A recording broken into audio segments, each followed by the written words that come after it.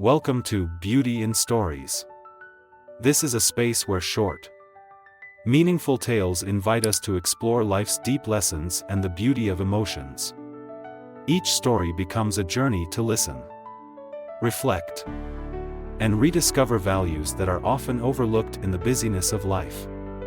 Join us as we uncover inspiration, joy, and connection in these stories every day. And now, let's dive into today's story, the most important part of the body.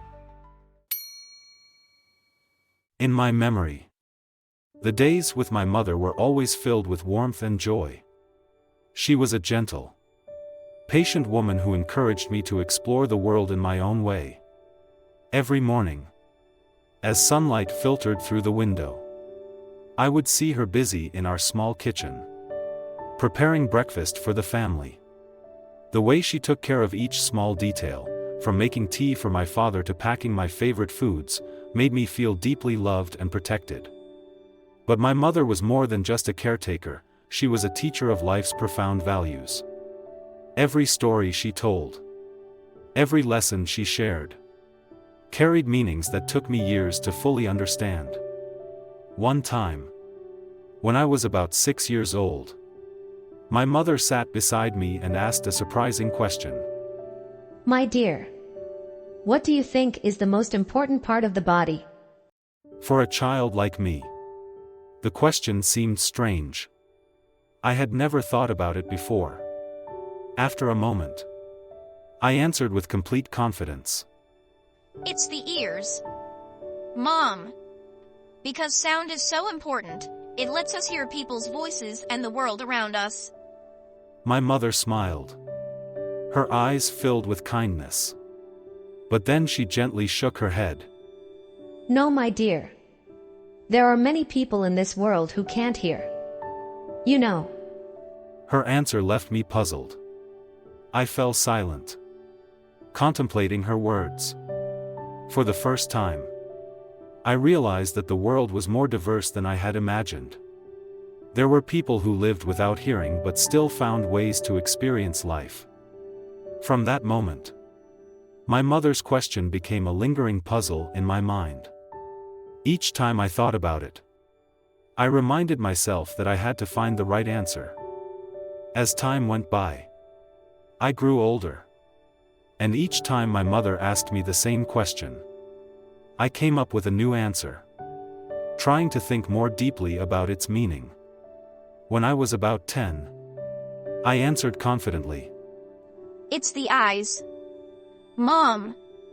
Because with our eyes, we can see the world, see you, and everyone around us.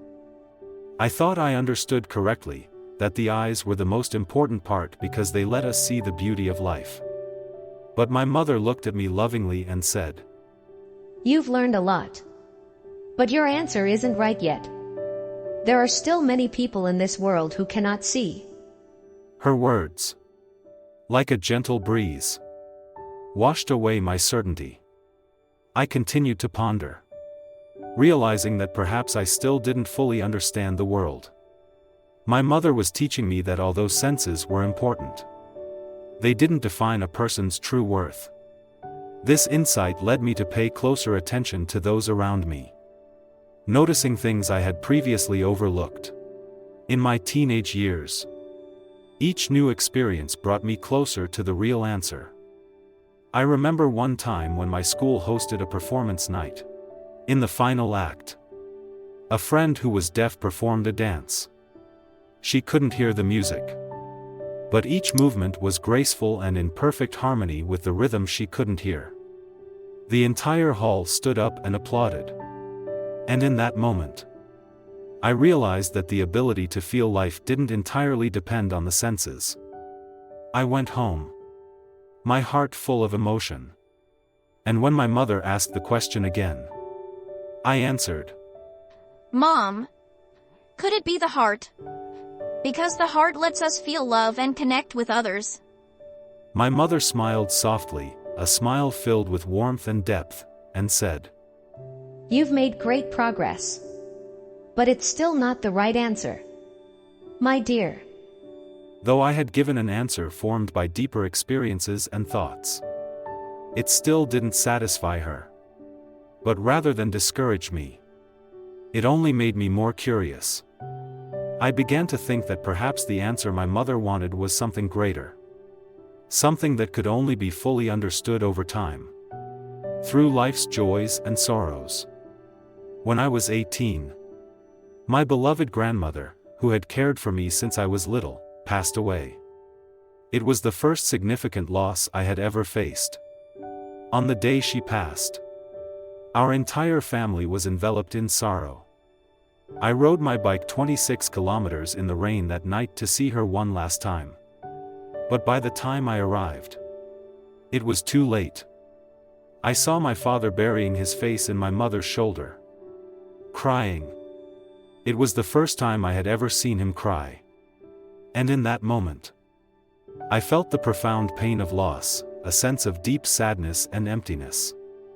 After the funeral, while the family was packing up my grandmother's remaining belongings, my mother came over, placed her hand on my shoulder, and asked, "Have you found the answer yet?"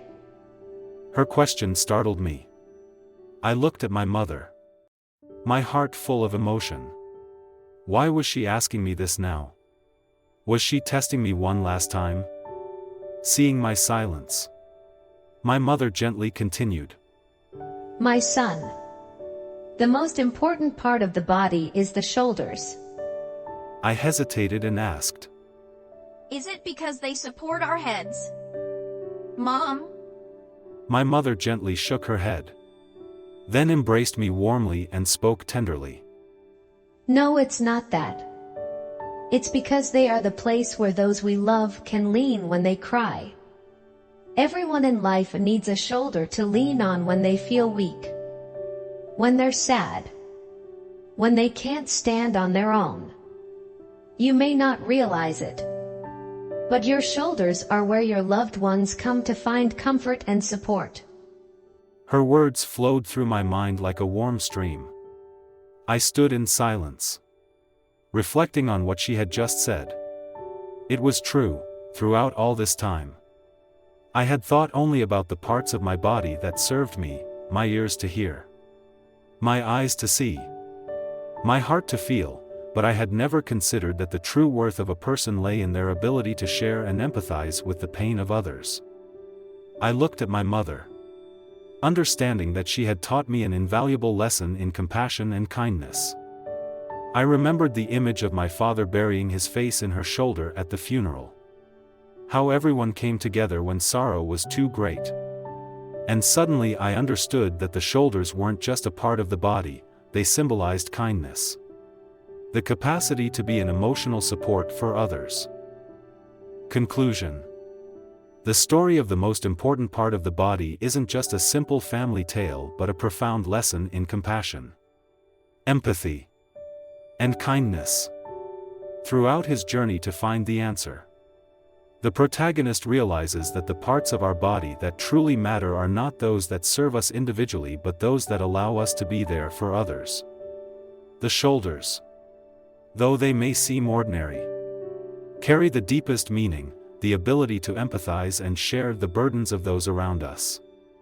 This was the final lesson the mother wanted to pass on, a legacy the protagonist would carry with him throughout his life. Thank you for joining Beauty in Stories for today's tale. I hope these moments have brought you meaningful insights and inspiration. If you enjoyed the content, don't forget to like, subscribe, and turn on notifications so you won't miss any upcoming stories. See you in the next one.